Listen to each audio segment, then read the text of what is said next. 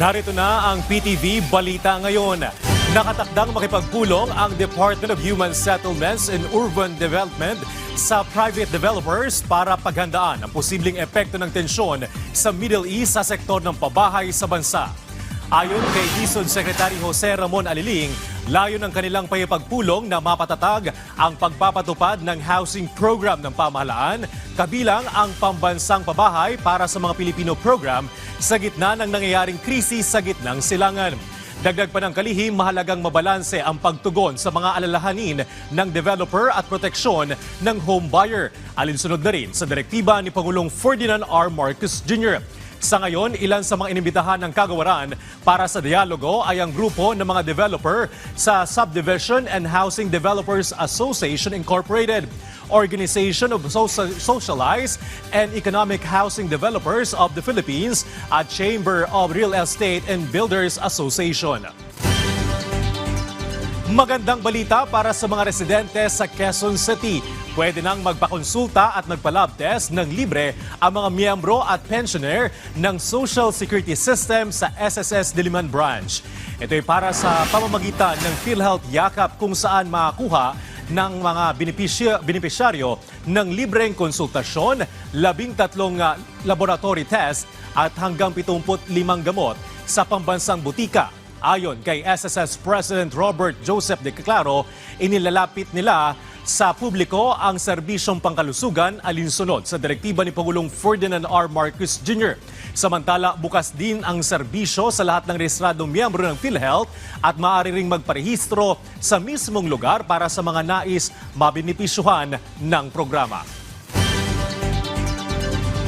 Samantala, alamin naman natin ang iba pang balita mula kay Trisha Aragon ng PTV Cotabato.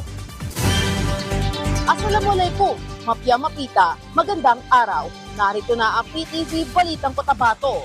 Ipinamahagi ng pamahalaang probinsya ng Maguindanao del Norte ang mahigit 5,000 sakong mga bigas sa mga residente ng Northern Kabuntalan. Isinagawa ang malawakang distribusyon sa pakikipagtulungan ng Suna Initiative bilang tulong sa mga pamilya, lalo na sa panahon ng banal na buwan ng Ramadan.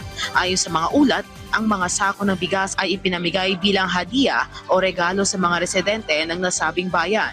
Ang nasabing inisyatiba ay suportado ni Governor Dato Tucao O. Mastura, Gobernador ng Maguindanao del Norte, na naglalayong matiyak na makarating ang mahalagang tulong sa mga mamamayan.